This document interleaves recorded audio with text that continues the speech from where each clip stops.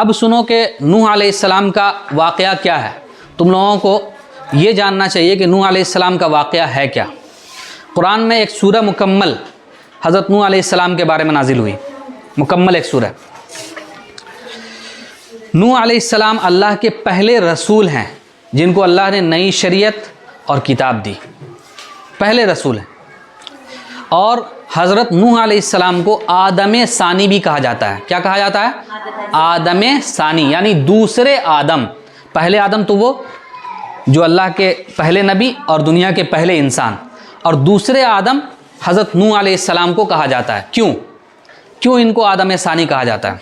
देखो असल में हुआ क्या कि जब हज़रत नूह अलैहिस्सलाम ने 950 साल तक लोगों को अल्लाह की तरफ बुलाया ना, और लोग भागते रहे उनसे, उनकी बात सुनी नहीं, अनसुनी कर दी, लोग उनका मजाक उड़ाने लगे, ठीक है, लोग उनको बुरा भला कहने लगे, तो आखिर वो भी इंसान थे, उन्होंने उकता कर अल्लाह के सामने बद्दुआ कर दी। क्या कर दिया? बद्दुआ कर दिया। कहा कि ऐ अल्लाह, ये तेरे बंदे जिसको तूने पैदा किया, इनके सर से पांव तक की जो नेमतें हैं वो तुझसे जुड़ी हुई हैं। अगर तू इन नेमतों से इन्हें न नवाजता तो ये इससे कोरे होते, इनको ये नेमतें मुयस्सर नहीं होती। तो ये तेरी बात नहीं मान रहे हैं, तो ऐ अल्लाह, मैं थक चुका हूँ, इतने दिनों तक तबलीग करते करते क्या हो चुका हूँ? थक चुका हूँ, इसलिए अब तू इसे हलाको बर्बाद कर दे। क्यों कहा उन्होंने हलाको बर्बाद कर दे? कहा इसलिए हलाको बर्बाद कर दे कि इसके बाद अगर तूने इसको हलाको बर्बाद नहीं किया तो इसके बाद आने वाली जो नस्ल होगी ना, वो भी इसी तरह शिर्क और बुत परस्ती करेगी, अल्लाह की नाफरमानी करेगी, रसूल की नाफरमानी करेगी। तो उससे बेहतर है कि तू अभी इसे हलाक कर दे, और जो मुसलमान बचे हुए हैं वो अल्लाह की तबलीग में लगेंगे और दुनिया का माहौल ठीक ठाक रहेगा, ठीक है, नेक लोग रहेंगे। अल्लाह ने इनकी बद्दुआ कबूल फरमा ली और कहा ऐसा करो, एक कश्ती बनाओ, एक बहुत बड़ा नाव जिसको कहते हैं कश्ती, उर्दू में उसको कश्ती कहते हैं, नाव भी कहते हैं। तो बहुत बड़ी कश्ती बनाओ, और जब वो कश्ती बन जाए तो तुम अपने उन घर वालों को लेकर जो तुम पर ईमान लाए, और अपने उन तमाम साथियों को लेकर जो तुम पर ईमान लाए, उस कश्ती में सवार हो जाओ, और दुनिया के इंसान, चरिंद परिंद यानी जानवर, चलने वाला जानवर, उड़ने वाला जानवर, इन तमाम जानवरों और इंसान में से एक एक जोड़ा तुम अपने नाव में रख लो, अपनी कश्ती में रख लो। क्यों रख लो? ये इसलिए रख लो कि हम एक सैलाब लाने वाले हैं, एक सैलाब हम भेजने वाले हैं, ठीक है, पूरी दुनिया में एक सैलाब हम भेजने वाले हैं। उस सैलाब की तबाही ये होगी कि वो तुम लोगों के अलावा पूरी दुनिया को बर्बाद तहस नहस कर देगा, ठीक है। तो हज़रत नूह अलैहिस्सलाम कश्ती बनाने लगे। अब कश्ती बना रहे हैं तो लोग उनका मजाक उड़ा रहे हैं कि पानी तो है ही नहीं, कश्ती कहाँ चलाओगे, ठीक है, और तुम इतना जो लंबी कश्ती बना रहे हो, इसको तुम कहाँ सवार, इस पर तुम किनको सवार करोगे? कश्ती बहुत लंबी थी।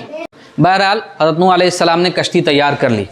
फिर उसके बाद अल्लाह के हुक्म से उन तमाम लोगों को जो उन पर ईमान लाए, और दुनिया के तमाम चरिंद परिंद के एक एक जोड़े को उस पर रख लिया, ठीक है, क्योंकि जोड़े से नस्ल की आबादी होती है।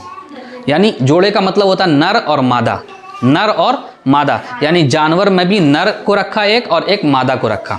इंसान में भी जितने 40 या 80 अफराद थे उतने आए, ठीक है। तो चूँकि नस्ल की आबादी बढ़ानी थी अल्लाह को, इसलिए अल्लाह ने कहा था कि एक एक जोड़े को तुम उसमें कश्ती में सवार कर लेना।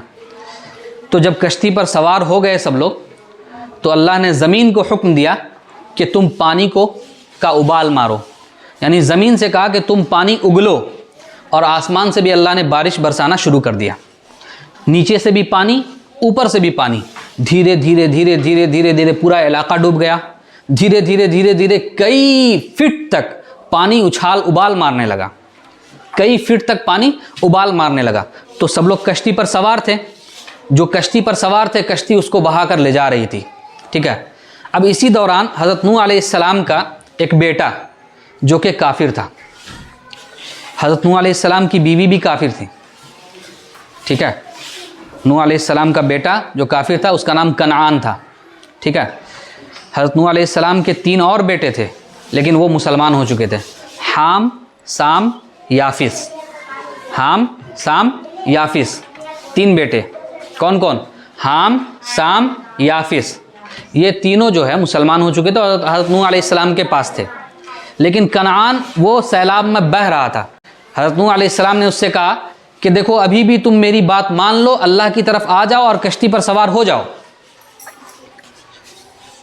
तो उसने कहा नहीं नहीं आप जाइए, हम किसी पहाड़ की चोटी को पकड़ लेंगे, दरख्त के झाड़ को पकड़ लेंगे और बच जाएंगे सैलाब से, ठीक है।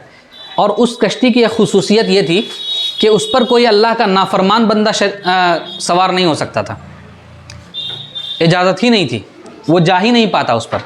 उस कश्ती पर वही लोग सवार थे जो अल्लाह के फर्मा बरदार थे, अल्लाह के रसूल की बात मानने वाले थे। तो कनान तो अल्लाह का नाफरमान बंदा था, तो उसको अल्लाह ने सैलाब के ज़रिए बहा दिया और उसका कोई ठिकाना नहीं रहा।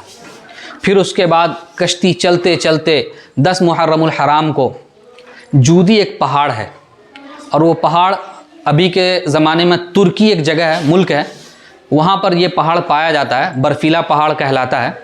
वहाँ पर वो कश्ती जाकर ठहर गई और फिर उसके बाद धीरे धीरे अल्लाह ने हुक्म दिया, पानी कम होता गया, बारिश ख़त्म हुई और फिर उसके बाद लोग कश्ती पर से उतरे। तो अब सोचो कि पूरी दुनिया में सैलाब आ जाना और सिर्फ 40 या 80 अफराद का बच जाना, तो एक तरह से नई दुनिया की शुरुआत हुई या नहीं हुई ना। जिस तरह आदम अलैहिस्सलाम को अल्लाह ने पैदा किया उस वक्त कोई इंसान नहीं था, कोई इंसान नहीं था, हाँ जानवर थे लेकिन कोई इंसान नहीं था, ठीक है। तो हज़रत आदम अलैहिस्सलाम की पैदाइश के वक्त जिस वक्त इंसान की शुरुआत हुई, तो ठीक हज़रत नूह अलैहिस्सलाम के वक्त भी जब तूफ़ान ख़त्म हुआ तो एक नई दुनिया की शुरुआत हुई। तो इसीलिए इनको आदम सानी कहा जाता है, ठीक है। तो समझ में आ गया, ये था हज़रत नूह अलैहिस्सलाम का वाक़या। तो इस वाक़े से जो सबक मिलना चाहिए वो क्या मिला? सबक ये मिला कि जो अल्लाह की फर्माबरदारी करेगा, जो अल्लाह के रसूल की फर्माबरदारी करेगा, अल्लाह उस पर अपना इनाम इकराम बरसाता रहेगा, अपनी रहमत बरसाता रहेगा। और जो अल्लाह की नाफरमानी करेगा, अल्लाह के रसूल की नाफरमानी करेगा, अल्लाह उसको अपने अज़ाब में जकड़ लेगा।